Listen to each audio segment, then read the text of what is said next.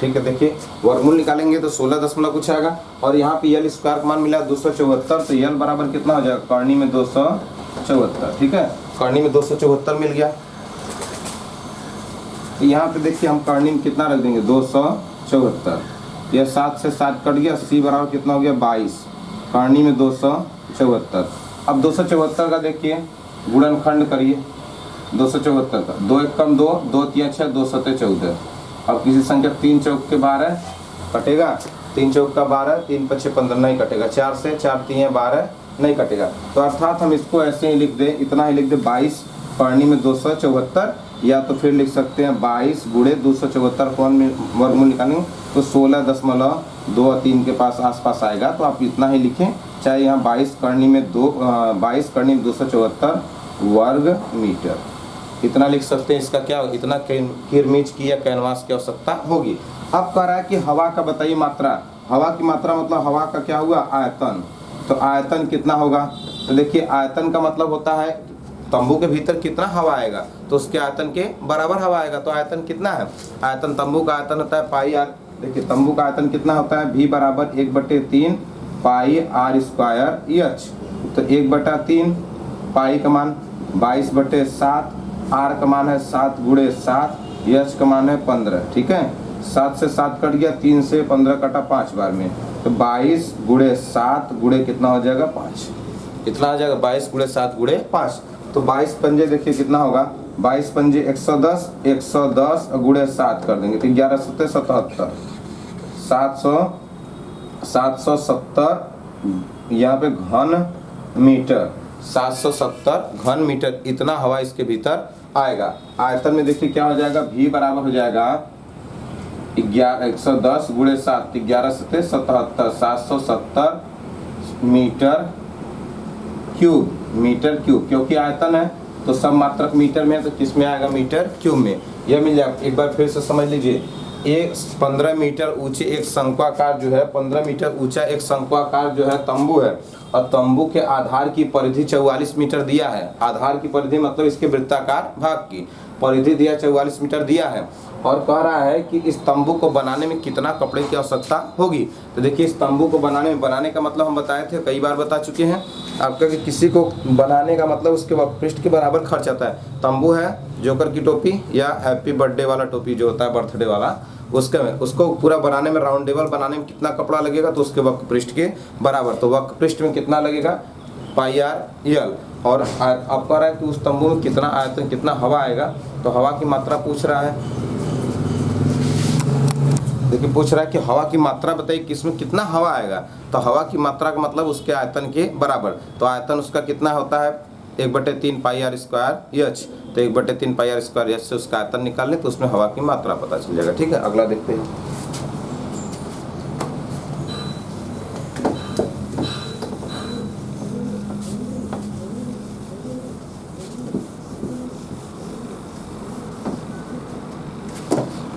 अगला प्रश्न दिया, देखिए एक शंक्वाकार कह रहा है, एक शंक्वाकार, एक देखिए अगला प्रश्न जो दिया है आपके बुक का जो प्रश्न है वो है,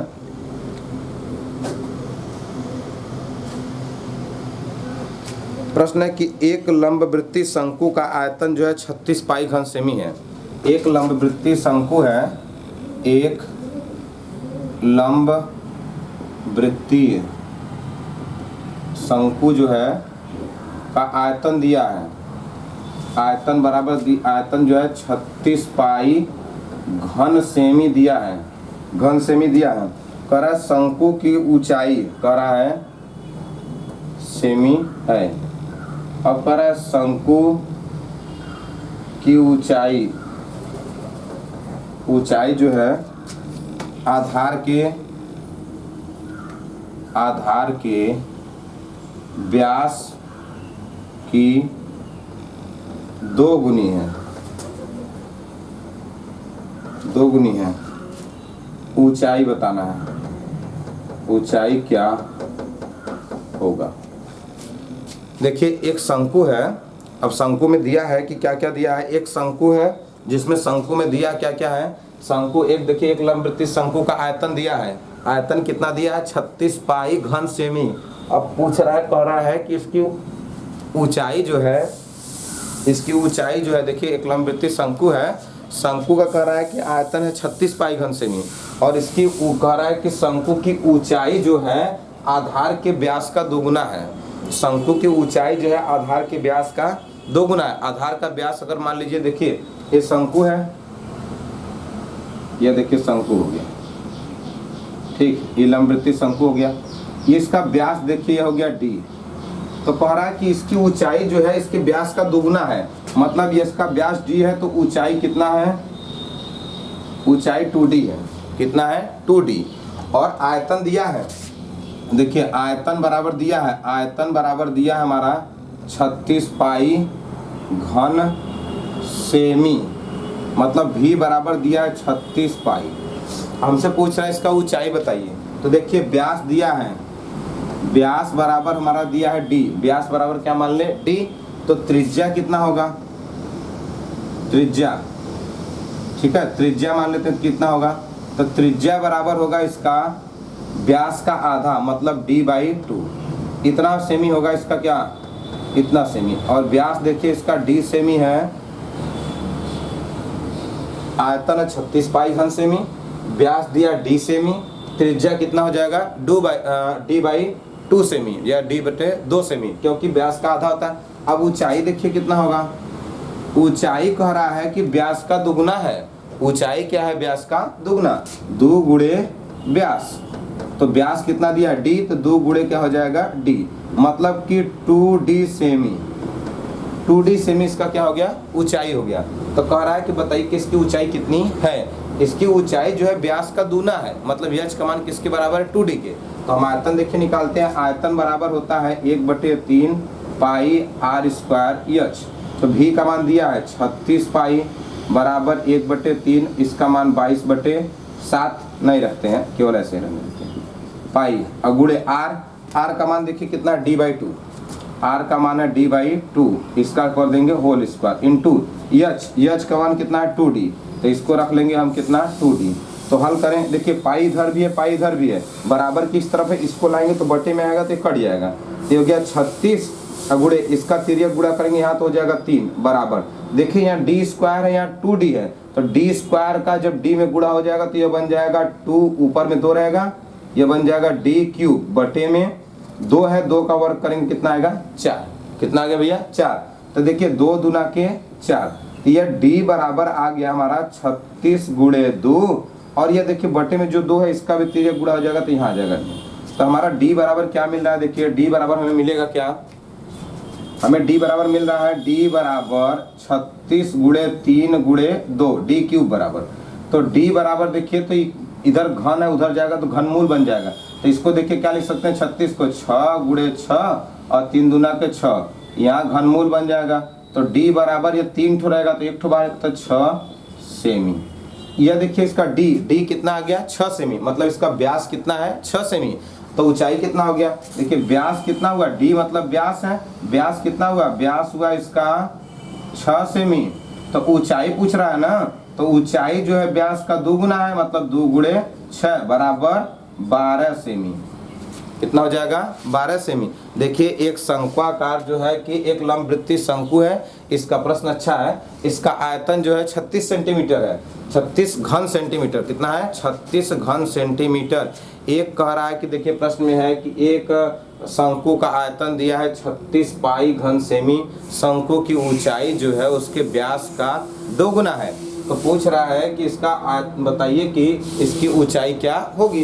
तो हम जानते हैं आयतन बराबर 36 पाई घन सेमी दिया है, व्यास d मान लिए, व्यास कितना है d, तो इसका त्रिज्या कितना हो जाएगा d/2, क्योंकि हमें आयतन में चाहिए त्रिज्या चाहिए, और ऊंचाई कितना दिया 2 गुणे व्यास, तो व्यास का 2 गुणे व्यास कर दिए तो ऊंचाई मिल गया 2d। अब आप कहेंगे कि आयतन का सूत्र क्यों लगाएं, क्योंकि हमें आयतन मालूम है और आयतन में ही h है, आयतन में ही h है, आयतन मालूम है और आयतन में h है, पाई का मान मालूम है और स्क्वायर r का मान भी मालूम है, तो हमें केवल h चाहिए। तो जिसके आयतन मालूम है 36 पाई हो गया, और यहाँ r का मान भी मालूम है, पाई से पाई कट जाएगा, h केवल चाहिए, तो h का मान कितना है d/2, यहाँ से रख देंगे 2d रख के हल कर देंगे, हमें मिल जाएगा किसका कितना इसका ऊंचाई होगा। ठीक है, ठीक है, प्रश्न अच्छा है, इसको आप देखिए एक बार घर पे प्रैक्टिस कर लीजिए। ठीक है, अगला देखते हैं प्रश्न।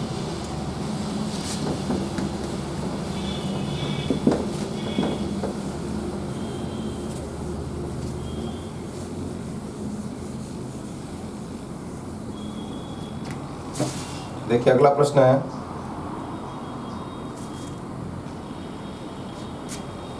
कह रहा है एक ठोस लंबवृत्तीय बेलन को पिघलाकर उसी त्रिज्या और उसी ऊंचाई के लंबवृत्तीय शंकु बनाया जाए तो ज्ञात कीजिए कुल कितने शंकु बनेंगे। कह रहा है यदि एक ठोस लंबवृत्तीय बेलन को पिघलाकर उसी त्रिज्या और उसी ऊंचाई का, देखिए एक शंकु है, एक बेलन है, पहले एक बेलन है,